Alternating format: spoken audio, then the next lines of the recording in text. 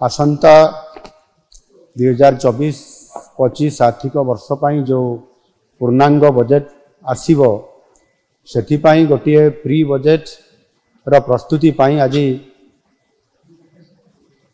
जो माने ये बजेट उपरे अध्ययन करिसंती पूर्वरु बजेट प्रस्तुत करिसंती बजेट को कार्यकारी करिसंती अर्थ मंत्री एवं अर्थ विभाग सचिव एवं जो माने अर्थ उपरे पांडित्य अर्जन करिसंती एवं विभिन्न ये अर्थ संबंधी अनुष्ठान संपृक्त अछंती समानंको आज डका जाइथिला। आपण माने जानती आम सरकार प्रथमरु ही लोकंक सरकार भावरे साधारण जनतांकर मतामत को गुरुतर दे आसी 2024 आर्थिक वर्ष पर साधारण बजेट आगामी 25 तारीख रे विधानसभा रे उपस्थापित हेबार ये कार्यक्रम अछि। आमर बजेट टी जेपरी वास्तव रे लोकंकर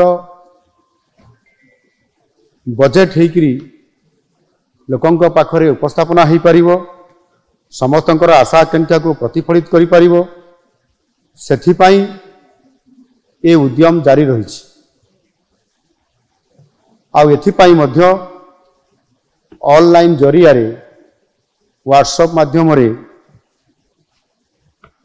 आमे मतामत लड़ीचु एवं अति सुखद खबर अछि जे ये मतामत एथर बहु आग्रह रे अनेक लोक इतरे सामिल होइचंती एवं पाखापाखि प्राय 12,000 रु अधिक लोक मतामत देइचंती ऑनलाइन जरिया रे जहा कि पूर्व वर्ष मानक तुलना रे ये 6 गुण अधिक लोकंक एपरी व्यापक अंशग्रहण आम पाई बहुत बड़े गोटे उत्साहजनक। आज मध्य ए प्री बजेट रो ई प्रस्तुति बैठक रे पाखापाखि प्राय 150 रु अधिक लोक विज्ञ लोक एटी उपस्थित थिले।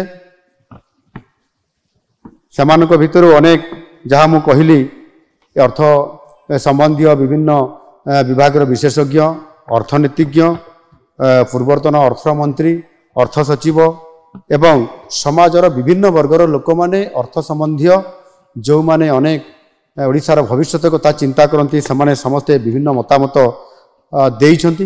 ये मतामत देवा भितर समानक भितर 26 जन अति मूल्यवान तांकर प्रस्ताव एवं मतामत से सेठी उपस्थापना करने सहित मध्य लिखित आकार मध्य प्रस्ताव से देइछंती। सेमानकर समस्त मतामत एवं प्रस्ताव को आम विभाग तरफ लिपिबद्ध करा जाइछि एवं ताहाकु विचार करी आगामी दिन रे जो आमर बजेट आसबार अछि तांकर मतामत को निश्चित भावरे आमे यथासंभव एथिरे प्रतिफलित करिया पई आमे चेष्टा करिवु। आ सेथि पई जो लोकंकर बजेट